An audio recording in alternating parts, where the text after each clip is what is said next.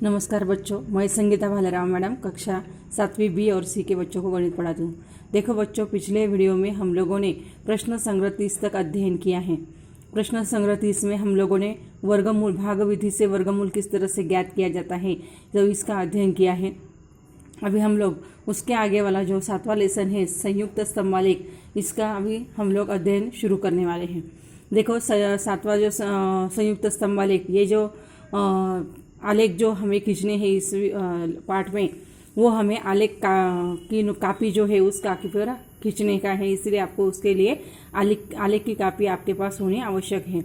अभी पुनरावर्तन के तौर पर पिछले साल आप लोगों ने आलेख किस तरह से खींचा जाता है इसका अध्ययन किया है। अभी इस पार्ट में हम लोग संयुक्त स्तंभालेख इसका अध्ययन करने वाले हैं। सबसे पहले संयुक्त स्तंभालेख किसको कहा जाता है, तो देखो कभी कभी एक ही आलेख में अनेक विषयों की जानकारी जो है वो दी जाती है, उसको संयुक्त स्तंभालेख कहा जाता है।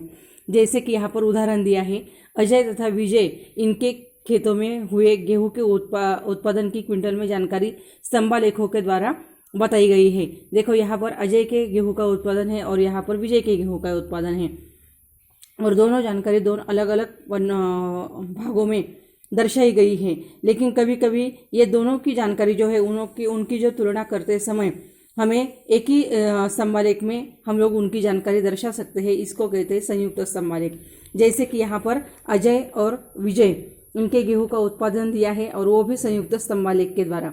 अभी देखो यहाँ पर इस स्तंभालेख का निरीक्षण करके हमें कुछ प्रश्नों के उत्तर दिए गए हैं। देखो यहाँ पर नीचे जो है वो एक अक्ष खींचा गया है, यहाँ पर खड़ा जो है वो वाई अक्ष खींचा गया है, और एक वाई अक्ष और एक्स अक्ष जहाँ पर एक दूसरे को प्रतिच्छेदित करते हैं उनका जो छेदन बिंदु होता है उसको ओ कहा जाता है, तो ये यहाँ पर लिखा है। उसके बाद वाई अक्ष पर पैमाना लिया जाता है और एक्स अक्ष पर जानकारी दी जाती है। तो देखो यहाँ पर कोने में पैमाना लिखना आवश्यक होता है। जैसे कि वाई अक्ष पर यहाँ पर 1 सेंटीमीटर बराबर 10 क्विंटल यह पैमाना लिया है। उसमें डार्क वाला जो रंग है वो अजय के गेहूं के उत्पादन के लिए दर्शाया गया है, और फेंट वाला जो कलर है वो विजय के उत्पादन के लिए दर्शाया गया है। इस जानकारी का निरीक्षण करके हमें प्रश्नों के उत्तर जो है वो हमें देने हैं। अभी देखो यहाँ पर दिया है, संयुक्त स्तंभालेख का निरीक्षण करके निम्नलिखित प्रश्नों के उत्तर दो। प्रश्न पहला है, किस वर्ष दोनों के गेहूं का उत्पादन समान है। और देखो यहाँ पर स्तंभालेख का निरीक्षण करना है। देखो यहाँ पर दोनों स्तंभालेख कौन से वर्ष समान दिखते हैं, 2011 में। उसका मतलब आपको यहाँ पर उत्तर आएगा कि 2011 में दोनों के गेहूं का उत्पादन समान था। दूसरा प्रश्न है, वर्ष 2014 में किसके गेहूं का उत्पादन अधिक हुआ है। देखो यहाँ पर 2014 यहाँ पर तो किसके गेहूं का, तो देखो यहाँ पर ये जो डार्क वाला कलर है तो ये किसका है, अजय का, यानी अजय के गेहूं का उत्पादन 2014 में अधिक हुआ था। उसके बाद है, वर्ष 2013 में प्रत्येक के गेहूं का उत्पादन कितना था। अभी 2013 में देखो 2013 में अजय का जो गेहूं था वो 40 क्विंटल था और विजय जो है उसको 30 क्विंटल गेहूं का उत्पादन हुआ था। तो इस तरह से ये प्रश्नों के देखो यहाँ पर ये जो स्तंभालेख खींचा गया है इसका निरीक्षण करके हमें इन प्रश्नों के उत्तर जो है वो लिख सकते हैं। देखो आपको आलेख के कापी पर ये इस तरह से स्तंभालेख खींचकर दूसरा जो लिखित वाला पन्ना रहेगा उस पर इन प्रश्नों के उत्तर जो है वो लिखने के हैं। उसके बाद संयुक्त स्तंभालेख का वाचन। अभी देखो यहाँ पर मैंने आपको बताया था कि नीचे वाला जो रहेगा वो एक्स अक्ष रहेगा, खड़ा वाला जो रहेगा वो वाई अक्ष रहेगा, दोनों का प्रतिच्छेदन बिंदु उसको ओ कहेंगे। यहाँ पर वाई अक्ष पर पैमाना लिखा जाता है, यहाँ पर लिखा है वाई अक्ष पर 1 सेंटीमीटर बराबर 5 अंश सेल्सियस। उसमें अधिकतम तापमान और न्यूनतम तापमान दोनों एक डार्क और फेंट कलर से दर्शाए गए हैं। अभी ये जो आलेख दिया है इसका निरीक्षण करके हमें इस प्रश्नों के उत्तर हल करने के हैं। तो देखो यहाँ पर लिखा है, एक्स अक्ष पर कौन सी जानकारी दर्शाई गई है। तो देखो यहाँ पर क्या लिखा है, दिन। तो यहाँ पर आप लोग लिख सकते हैं कि एक्स अक्ष पर दिनों के नाम लिखे गए हैं, दिनों की जानकारी लिखी गई है। वाई अक्ष पर कौन सी जानकारी दर्शाई गई है। देखो यहाँ पर वाई अक्ष पर क्या है, तापमान अंश सेल्सियस में दर्शाया गया है। देखो वाई अक्ष पर तापमान जो है वो अंश सेल्सियस में दर्शाया गया है।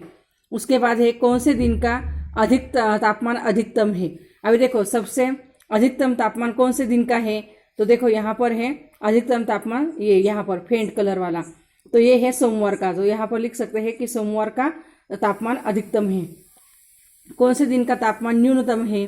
तो देखो न्यूनतम तापमान कहाँ है, यहाँ पर, तो गुरुवार, तो न्यूनतम तापमान गुरुवार का है। उसके बाद गुरुवार के अधिकतम और न्यूनतम तापमान में कितने का अंतर है। देखो गुरुवार का अधिकतम तापमान कितना है, तो 30 अंश सेल्सियस, और न्यूनतम तापमान कितना है 15 अंश। तो 30 में से 15 घटाए तो 15 अंश, यानी 15 अंश सेल्सियस का उन दोनों में अंतर है। कौन से दिन अधिकतम और न्यूनतम तापमान का अंतर सबसे अधिक है। देखो न्यूनतम और अधिकतम तापमान में कौन से दिन अधिक अंतर है। तो देखो यहाँ पर गुरुवार में अगर देखें तो इसका अधिकतम का तापमान है 30 अंश सेल्सियस और न्यूनतम का कितना है 15 अंश सेल्सियस।